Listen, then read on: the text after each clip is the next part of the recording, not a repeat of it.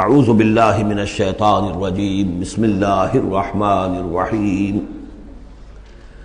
سبح للہ ما فی السماوات وما فی الارض وهو العزیز الحکیم یا ایھا الذین آمنوا لم تقولون ما لا تفعلون کبر مقتا عند اللہ ان تقولوا ما لا تفعلون ان اللہ یحب الذین یقاتلون فی سبیلہ صفا کأنہم بنیان مرصوص صدق اللہ العظیم رب اشرح لی صدری ویسر لی امری واحلل عقدۃ من لسانی یفقہوا قولی اللہم ربنا الہمنا رشدنا واعذنا من شرور انفسنا اللہم ارنا الحق حقا وارزقنا اتباعہ وارنا الباطل باطلا وارزقنا اجتنابہ اللہم وفقنا لما تحب وترضى اللہم ربنا آنس وحشتنا فی قبورنا وارحمنا بالقرآن العظیم اللہم اجعلہ لنا اماما ونورا وہدا ورحمہ اللہم ذکرنا منہ ما نسینا وعلمنا منہ ما جہلنا وارزقنا تلاوته آناء الليل وآناء النهار واجعله لنا حجة یا رب العالمین آمین۔ اب ہم اللہ کا نام لے کر سورہ صف کا آغاز کر رہے ہیں۔ میں آپ کو بتا چکا ہوں کہ جو 10 سورتیں ہیں مدنی، سورہ حدید سے سورہ تحریم تک، ان میں بالکل درمیان میں جو یہ جوڑا ہے سورہ صف اور سورہ جمعہ، اس کی امتیازی شان اسی سے نظر آ جاتی ہے کہ دونوں کا آغاز تسبیح سے ہوا ہے، ورنہ اب تک یہ تھا سورہ حدید کا آغاز سبح للہ ما فی السماوات والارض، پھر سورہ مجادلہ میں وہ بات نہیں، پھر سورہ حشر میں سبح للہ ما فی السماوات وما فی الارض، پھر سورہ ممتحنہ میں وہ بات نہیں۔ اب یہاں پھر جو آئی ہے وما فی الارض، تسبیح کرتی ہے اللہ کی ہر وہ شے جو آسمانوں میں ہے اور ہر وہ شے جو زمین میں ہے۔ وَهُوَ الْعَزِيزُ الْحَكِيمُ، اور وہ زبردست ہے، کمال حکمت والا۔ لیکن اس کے فوراً بعد سورہ جمعہ ہے، وہ ہے يُسَبِّحُ لِلَّهِ مَا فِي السَّمَاوَاتِ وَمَا فِي الْأَرْضِ، تو اس میں جوڑے ہونے کی نسبت بہت نمایاں ہو گئی، مشابہت بھی ہے، تسبیح دونوں کا آغاز ہو رہا ہے، پھر تکمیل ہو رہی ہے۔ میں نے بتایا تھا کہ نسبت زوجیت میں کسی مقصد کے لیے جنس جو ہیں دو، وہ کسی اعلیٰ تر مقصد کے لیے ان کے اندر ریسیپروکل نسبت رکھی جاتی ہے۔ وہی یہاں ہے فعل ماضی، فعل مضارع، اور فعل مضارع عربی زبان میں حال اور مستقبل دونوں کو کور کرتا ہے، تو یہاں اس جوڑے میں آ کر ان دونوں کو جمع کر دیا گیا کہ یہ تسبیح جو ہے کائنات کے اندر، جو کائنات کی ہر شے کر رہی ہے، یہ ہمیشہ سے ہوتی آ رہی ہے، ہر دم ہو رہی ہے، ہمیشہ ہوتی رہے گی۔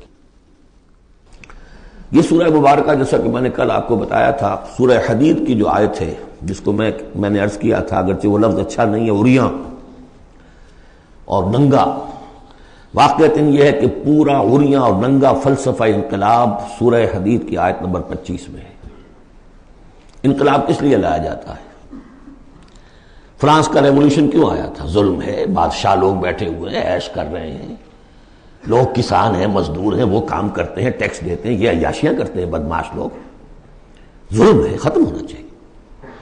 لوگوں نے جانے دی، ہزاروں نے جانے دی، پھر شکل کیا بن گئی کہ وہ تو ایک بظاہر ڈیموکریسی، عوام کی حکومت، حقیقت میں سرمایہ داروں کی آمریت قائم ہو گئی۔ ظلم ہے، مزدور کارخانے کے اندر کام کر رہا ہے، اس کے بچہ جو ہے بھوکا مر رہا ہے، یا وہ اگر بیمار ہو گیا تو اس کی دوا نہیں ہے، اور اس کی محنت اور مزدوری سے جو عیش کر رہے ہیں، لال پری جو ہے ان کے شام کو جو ہوتی ہے، ان کے جام میں وہ کیا کیا ہوتی ہے۔ علامہ اقبال نے کس قدر تلخ حقیقت کہی ہے، یہ کیا ہے؟ مزدور خواجہ از خون رگے مزدور سازد لال ناب، یہ سرمایہ دار جو ہیں یہ مزدوروں کے رگوں کی خون جو ہے سرخ، اس سے کشید کر کے اپنی وہ لال پری جو ہے شام کو پیتے ہیں بیٹھ کر۔ انقلاب ہے، انقلاب ہے، انقلاب۔ نتیجہ یہ ہوا کہ بولشوک ریولوشن آیا، پھر مصیبت، اب ایک پارٹی ڈکٹیٹرشپ قائم ہو گئی، آسمان سے گرے، کھجور میں اٹکے، کھجور سے گرے، کسی کھائی میں جا گرے۔ یہ سارا چکر کیوں ہو رہا ہے؟ ان سرچ آف جسٹس، یہ ساری جد و جہد انسان کیوں کر رہا ہے؟ تو اب ایک تو ہے کہ ایک سیکولر انداز میں جسٹس فیئر پلے اس کی بات ہوتی ہے. دین میں آپ دیکھیے کہ قرآن نے جس طرح میں نے کل آپ کو بتایا اللہ قائم بالقسط ہے. مسلمانوں کا بحیثیت امت رول یہ ہے یا ایھا الذین آمنوا کونوا قوامین بالقسط، یا ایھا الذین آمنوا کونوا قوامین للہ شہداء بالقسط. محمد کو کیوں بھیجا؟ کہہ دیجئے کہ مجھے بھیجا گیا کہ میں عدل قائم کروں.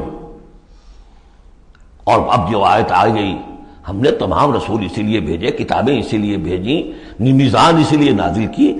لقد ارسلنا رسلنا بالبینات وانزلنا معهم الکتاب والمیزان لیقوم الناس بالقسط.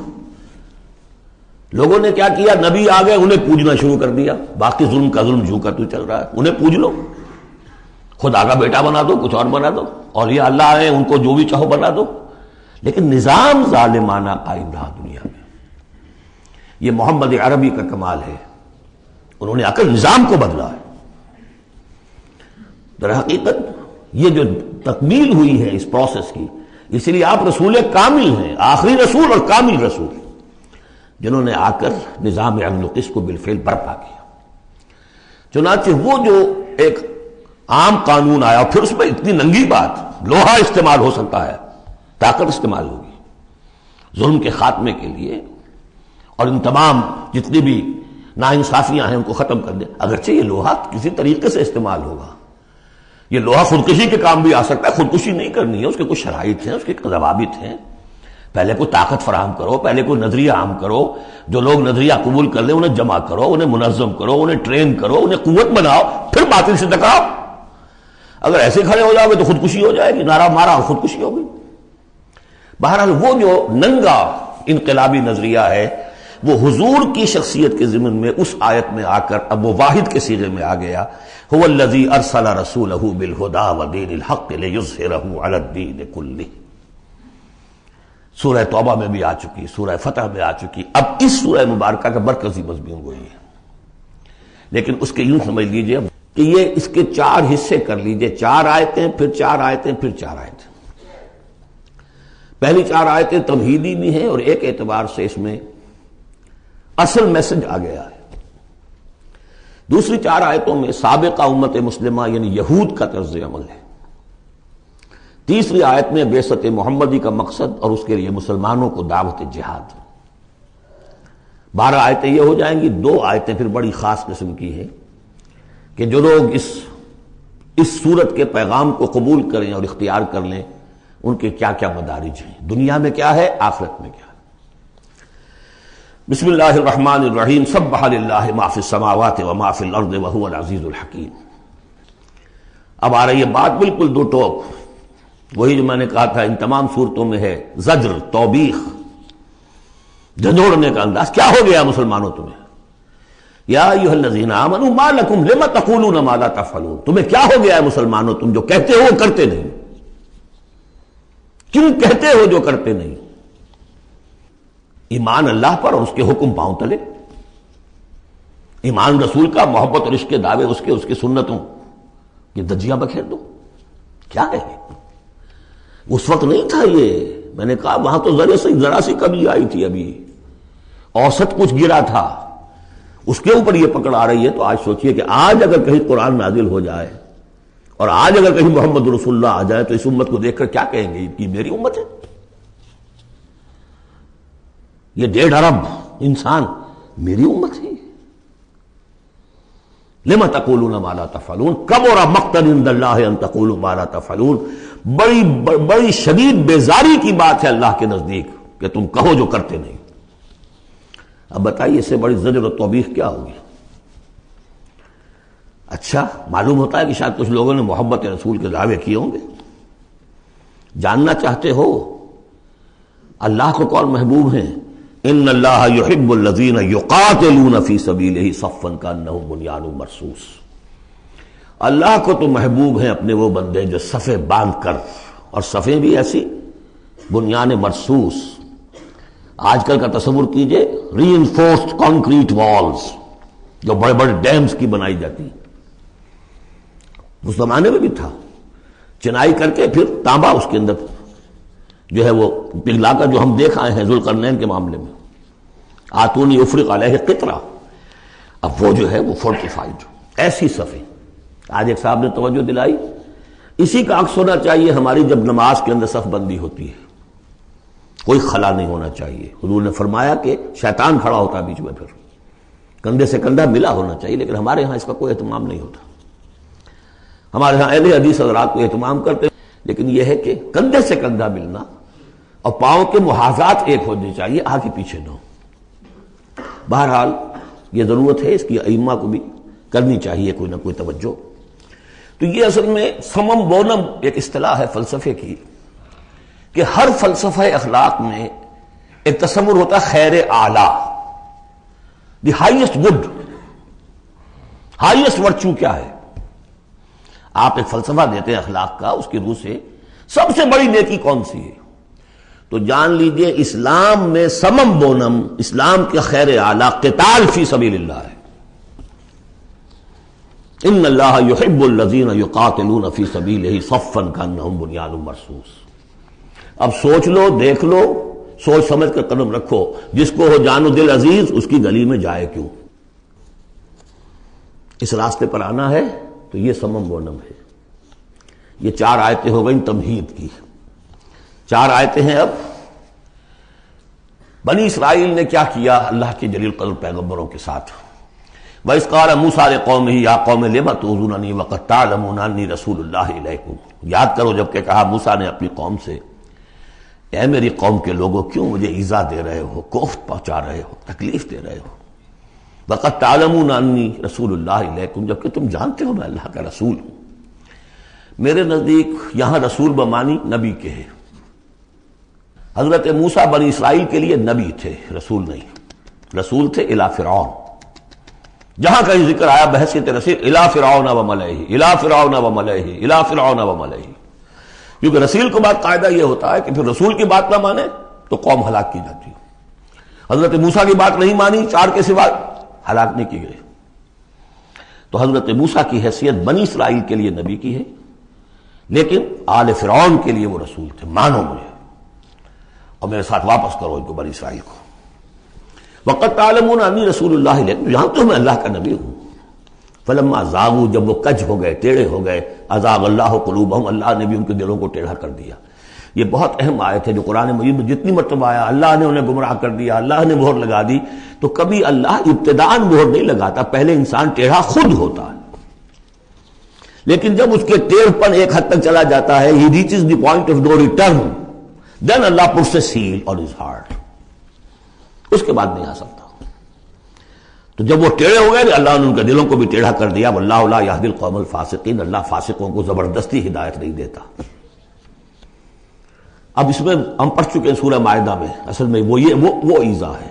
اللہ کے رسول کو اصل ایذا ذاتی نہیں ہوا کرتی، ہوتی ہے وہ بھی، انسان محسوس کرتا ہے. اور میں بتا چکا ہوں آپ کو سورہ احزاب میں کہ حضور حضرت موسیٰ کے ساتھ بھی اس طرح کا معاملہ کیا، لیکن حضور کے ساتھ بھی کیا. لیکن اصل ایذا جو یہاں ہو رہی ہے قتال کے لفظ کے ذکر کے ساتھ جو آ رہی ہے وہ یہ ہے. وَإِذْ قَالَ عِيسَى ابْنُ مَرْيَمَ، دوسرا دور. اب یہ ہے رسول، اصل میں بنی اسرائیل کے لیے رسول بن کر آئے وہ حضرت عیسیٰ. رسولاً الی بنی اسرائیل، سورہ آل عمران کی وہ الفاظ بہت اہم ہیں. وَإِذْ قَالَ عِيسَى ابْنُ مَرْيَمَ يَا بَنِي إِسْرَائِيلَ إِنِّي رَسُولُ اللَّهِ إِلَيْكُمْ. اور جب یاد کرو جب کہ کہا عیسیٰ ابن مریم نے، اے بنی اسرائیل میں اللہ کا رسول ہوں تمہاری طرف. مصدقا لما بین یدی من التوراۃ، اور میں تصدیق کرتے ہوئے آیا ہوں اس کی جو میرے سامنے ہے تورات میں سے. ومبشرا برسول، اور بشارت دیتے آیا ہوں ایک رسول کی، یاتی من بعدی، جو میرے بعد آئیں گے، اسمہ احمد، جن کا نامی احمد ہے، صلی اللہ علیہ وسلم، احمد مجتبی.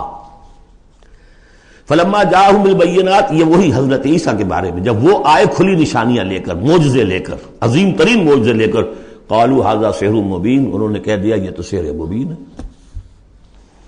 ومن اظلم ممن افترا، اب یہ تیسرا دور ہے. اب محمد رسول اللہ آ گئے ہیں صلی اللہ علیہ وسلم، اور وہ ہم پڑھا ہے سورہ بنی اسرائیل میں، عسیٰ ربکم ان یرحمکم وان عدتم عدنا. اے بنی اسرائیل تم ہمارے لاڈلے تھے، اس میں کوئی شک نہیں، ہم نے تمہیں چنا تھا. اخترناہم علی علم، لیکن تم نے اپنی بد عملی کی وجہ سے اپنے آپ کو راندہ درگاہ بنا لیا، لیکن ہماری محبت اب بھی موجود ہے۔ عسیٰ ربکم ان یرحمکم، تمہارا رب اب بھی تمہیں رحم کرنے کے لیے تم پر تیار ہے۔ وَإِنْ عُدْتُمْ عُدْنَا، لیکن تمہارا طرز عمل وہی رہا جو پہلے تھا، تو ہم بھی وہی کچھ کریں گے جو ہم نے پہلے کیا، اسی طرح پٹوائیں گے تمہیں۔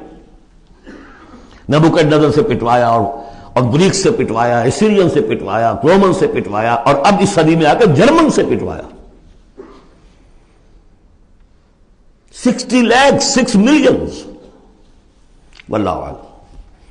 بہرحال اب تیسرا دور آیا، وَمَنْ أَظْلَمُ مِمَّنِ افْتَرَىٰ عَلَى اللَّهِ الْكَذِبَ، اس سے بڑھ کر ظالم کون ہوگا جو اللہ پر جھوٹ تراشے۔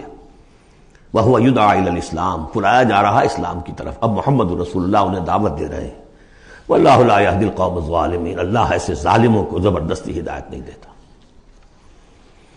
عسیٰ ربکم ان یرحمکم، لیکن اس کے بعد فرما دیا اگلی آیت میں ان ھذا القرآن یہدی للتی ہی اقوم، یہ قرآن ہے، شاہدرا ہے، ہماری رحمت کا شاہدرا قرآن حکیم، داخل ہونا ہے، آؤ داخل ہو جاؤ۔ اب حضور کے ساتھ جو کچھ کر رہے تھے اس کا کلائمیکس یہ تیسری آیت ہے، یریدون لیطفئوا نور اللہ بافواہہم، وہ تلے ہوئے ہیں کہ اللہ کے نور کو اپنی منہ کی پھونکوں سے بجھا کر رہیں گے۔ یہ خاص یہود کے بارے میں ہے، یہ آیت اچھی طرح سمجھ لیجئے، اور اس کا کلائمیکس اب آ رہا ہے، اب آ رہا ہے۔ The final showdown is going to come now and not very far off, very soon. Armageddon اسے کہہ لیں۔ یہود پوری طریقے سے پوری عیسائی دنیا کو اپنے تسلط میں لا چکے ہیں، اور جو کچھ ہونے والا ہے الملحمۃ العظمیٰ جسے حضور نے قرار دیا ہے، عظیم ترین جنگ، اور آرمگڈون یہ ان کی کرسچین جو ان کی ہے اصطلاحات، ان میں وہ آرمگڈون ہے۔ بہرحال وہ تو ابھی آئے گا، ابھی تک تو ہم پڑھ رہے ہیں جو اس وقت ہو رہا تھا، ان میں جرت نہیں تھی، وہ سامنے آ کر مقابلہ نہیں کرتے تھے، وہ ہم پڑھ چکے ہیں سورہ حشر میں، کبھی بھی سامنے آ کر مقابلہ نہیں کریں گے، منہ کی پھونکوں سے بجھاتے ہیں دور دور سے۔ یہ استعارہ ہے کہ سامنے آ کے مقابلہ نہیں کرتے، سازشیں کرتے ہیں، منہ سے تو آدمی بات ہی کرتا ہے نا، سازشیں کر کے اس کو ابھارو، اس کو لے آؤ، اس سے حملہ کروا دو، قریش کو لے آؤ، فلاں کو لے آؤ، ان میں دم نہیں ہے۔ اسی کو کہا ہے مولانا ظفر علی خان نے، نور خدا ہے کفر کی حرکت پہ خندزن، پھونکوں سے یہ چراغ بجھایا نہ جائے گا۔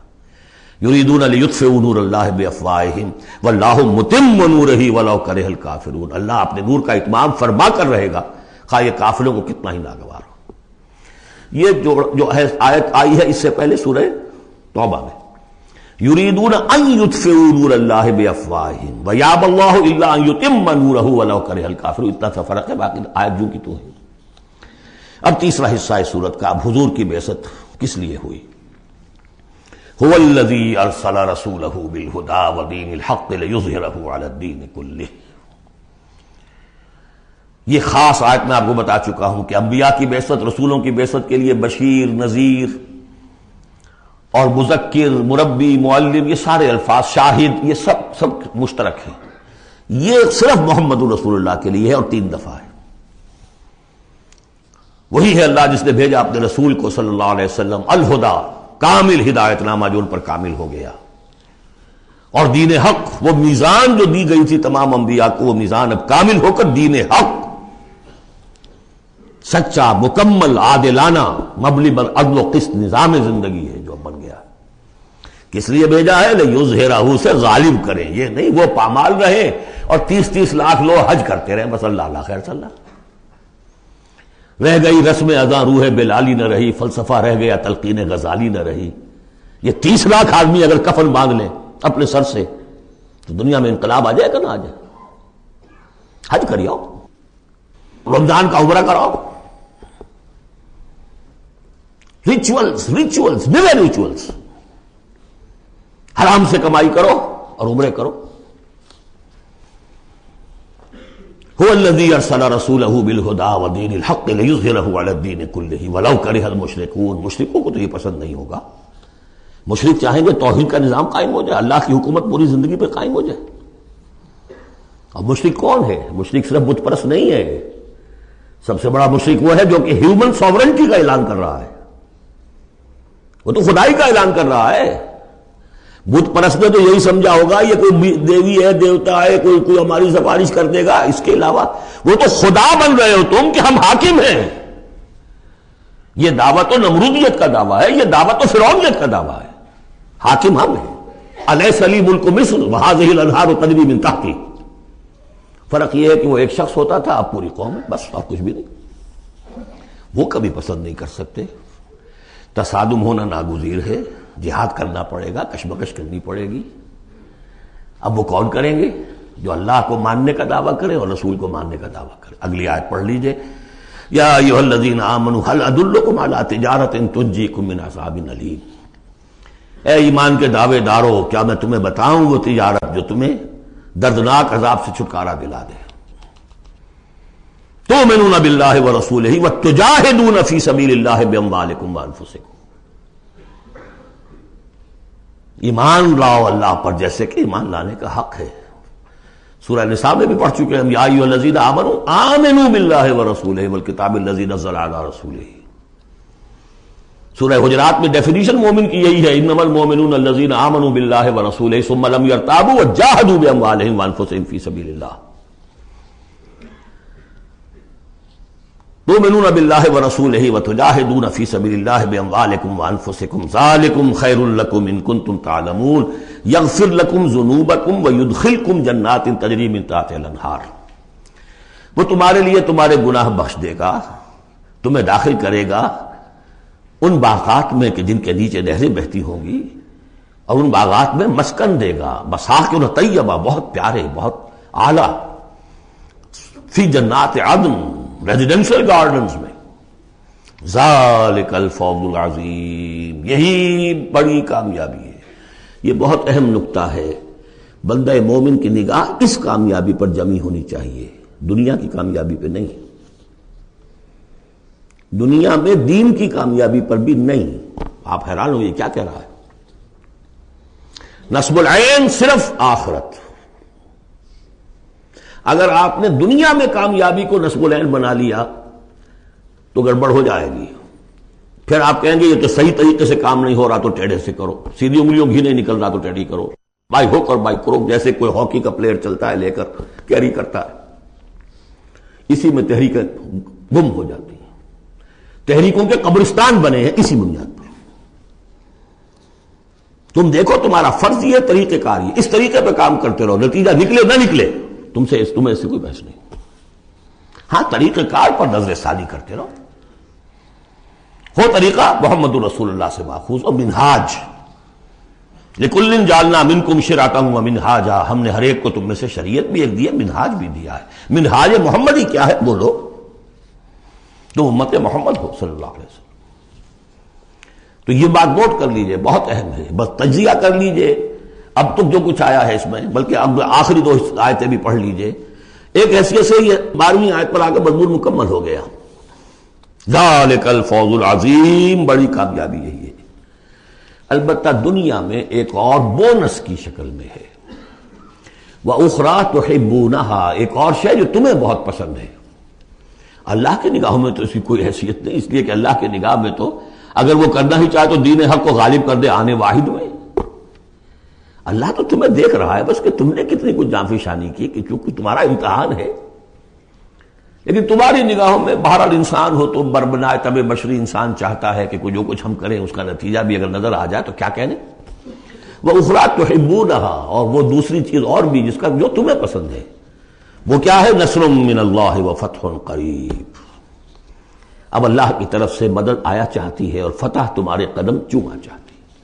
لیکن یہ ظاہر بات ہے یہ کب اتری ہے، یہ میں آپ کو بتا چکا ہوں. اس کو سمجھیے سورہ صف کو سورہ احزاب کا ضمیمہ.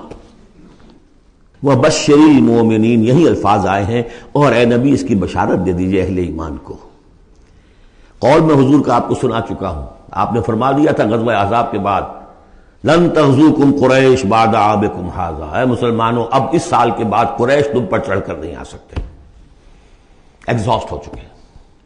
وَلَٰكِنَّکُمْ تَغْزُونَہُمْ، اب تمہاری طرف سے انیشیٹو ہوگا. اور وہ انیشیٹو تھا کہ جو عمرے کے سفر کی نیت سے آپ نے کیا. صلح حدیبیہ ہو گئی اور انا فتحنا لک فتحا مبینا کی آیت اتر گئی. اور دوسری چیز آخرت میں یا ایک روحانی جو مقام تمہیں اس سے حاصل ہوگا، تم اللہ کے مددگار کا قرار پاؤ گے، اس سے اونچا کوئی مقام ہو سکتا ہے؟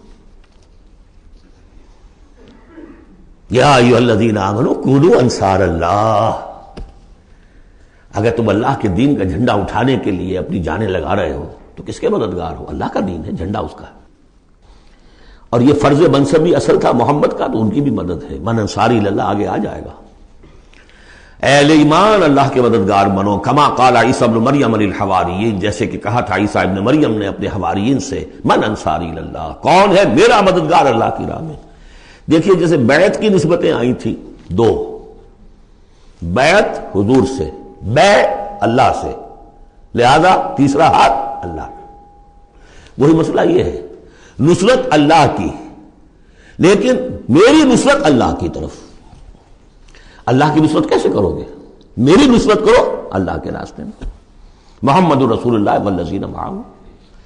اب بھی طریقہ جو فطری ہے وہ یہی ہے، جس کو بھی اللہ ہمت دے دے وہ کھڑا ہو۔ میں نے تو یکسو ہو کے فیصلہ کر لیا، میں نے تو اب اسی کے لیے جینا، اسی کے لیے مرنا ہے، آؤ بھائی کون میرے ساتھ آتا ہے؟ میں انصاری اللہ، میں تو چل رہا ہوں، کوئی ساتھی ملے گا تب بھی چلوں گا، نہیں ملے گا تب بھی چلوں گا۔ اب کون میرے ساتھ آتا ہے؟ من انصاری اللہ، جو ہاتھ میں ہاتھ دے وہ اس کا ساتھی ہے۔ اذ قال عیسی ابن مریم للحواریین من انصاری اللہ قال الحواریون نحن انصار اللہ۔ اگرچہ وہ مددگار تھے حضرت عیسیٰ کے، حقیقت میں تھے اللہ کے، بظاہر عیسیٰ کے، حقیقت اللہ کے۔ فآمنت طائفۃ من بنی اسرائیل، تو بنی اسرائیل دو گروہ میں تقسیم ہو گئے، ایک وہ جو ایمان لے آیا اور ایک وہ جو کفر پر اڑا رہا۔ وکفرت طائفہ فأیدنا الذین آمنوا علی عدوہم، تو ہم نے مدد کی ان کی جو ایمان لائے تھے ان کے خلاف، کہ جنہوں نے کفر کیا تھا ان کے دشمنوں کے خلاف۔ فاصبحوا ظاہرین، بالآخر وہی کامیاب ہوئے۔ لیکن یہ کامیابی آسانی سے ہاتھ نہیں آئی تھی، اچھی طرح سمجھ لیجیے گا۔ 300 برس لگے ہیں حواریین مسیح کو، اور ان کے اصل پیروکار جو تھے حضرت مسیح کے، وہ سختیاں انہوں نے جھیلی ہیں۔ تاریخ انسانی میں اگر آپ لیں گے ایک مقدار کی حیثیت سے تو اتنی زیادہ قربانیاں شاید کسی نبی کے ساتھیوں نے نہیں دی۔ ایک ہے ایک چیز جو ہے وہ سمٹ کر آ گئی ہو چھوٹے تھوڑے سے وقت میں، وہ ہے حضور کا معاملہ، کہ حضور کا اور آپ کے ساتھیوں کا۔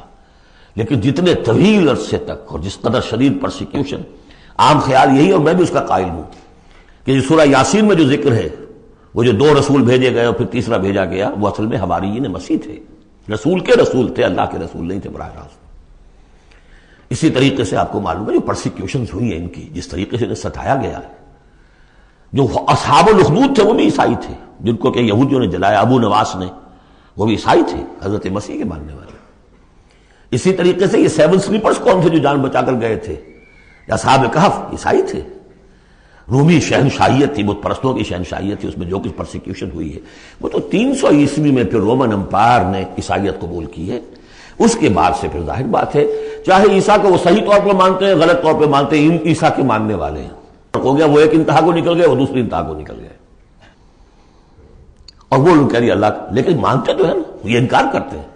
تو ہمارے ہاں بھی کتنے ہی لوگ ہیں حضور کے رتبے کو جب نعتوں میں بیان کرنے آئیں گے اللہ سے کم چھوڑتے ہیں، اللہ سے اوپر بنا دیتے ہیں۔ اوتار کا عقیدہ تو میں آپ کو بتا چکا ہوں، وہی جو مصطفی عرش تھا خدا ہو کر اتر پڑا وہ مدینے میں مصطفیٰ ہو کر۔ مدینے کی مسجد میں ممبر کے اوپر بغیر عین کے ایک عرب ہم نے دیکھا،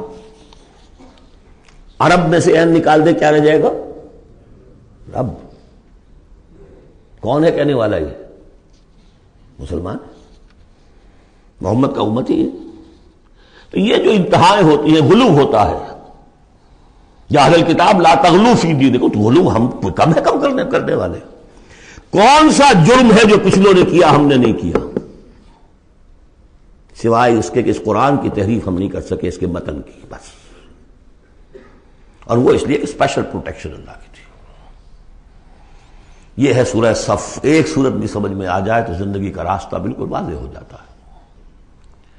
البتہ یہ جو قتال اس میں بتایا گیا، میں نے عرض کیا تھا قتال ایسا نہیں ہے کہ اٹھاؤ ہتھیار جاؤ نعرہ مارو اور خودکشی کر لو، ٹکرا جاؤ۔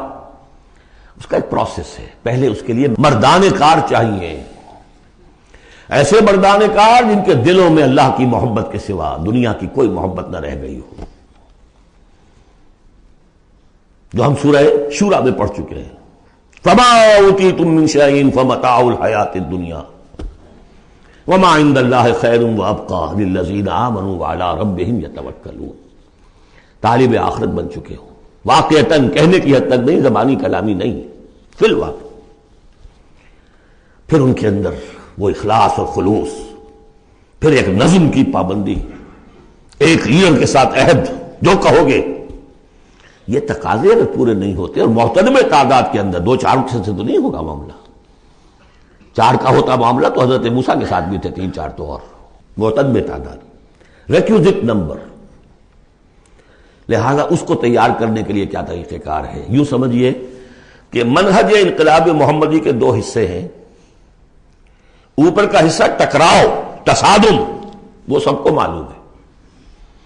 غزوہ بدر، غزوہ احد، غزوہ احزاب، فلاں کس کو نہیں معلوم؟ لیکن اکبر الآبادی کا بڑا پیارا شعر ہے، خدا کے کام دیکھو بعد کیا ہے اور کیا پہلے ہے، نظر آتا ہے مجھ کو بدر سے غار حرا پہلے. یہ غار حرا کی جو تنہائیاں تھیں، جو سوچ و بچار تھا، پھر اس نے 12 برس تک مکے میں جو دعوت، تبلیغ، تربیت، تزکیہ، تعلیم، تنظیم، یہ کام کیا ہے. یہ ہے جس کا نتیجہ سامنے نظر آتا ہے. چاہے تمہارے جسم کے ٹکڑے اڑا دیں، تم نے ہاتھ نہیں اٹھانا. یہ ارادہ آسان کام ہے کوئی؟ بلی کو بھی آپ گھیر لیں اگر کسی کونے میں تو وہ آپ پر حملہ کر دے گی. ڈیسپریٹ آدمی 2-3 کو مار کر مرے گا، ایسے نہیں مر سکتا آدمی. آدمی بڑی شے ہے، لیکن اجازت نہیں ہے. یہ تیاری جو کرائی ہے محمد رسول اللہ نے، تو ایک ہے تصادم کا مرحلہ، اور ایک ہے تصادم کے لیے آدمی تیار کرنا. آدمی فراہم کیسے کرے، تیار کیسے کرے؟ اس کو میں نے قرار دیا ہے منہج انقلاب نبوی کی اساسی منہاج. ایک ہے تکمیلی منہاج، تصادم، ٹکراؤ، جنگ. اساسی منہاج ہے how to procure proper people, procurement of people and then their training. یہ ہے مسئلہ، اور اس کا مرکز و محور قرآن ہے. اگلی سورہ، سورہ جمعہ، اسی سے بحث کر رہی ہے. یوں سمجھ لیجئے کہ بعثت محمدی کا مقصد، اس کے لیے تصادم کے مراحل یہ سورہ صف میں، لیکن اس کے لیے مردان کار کی تیاری کا عمل سورہ جمعہ میں.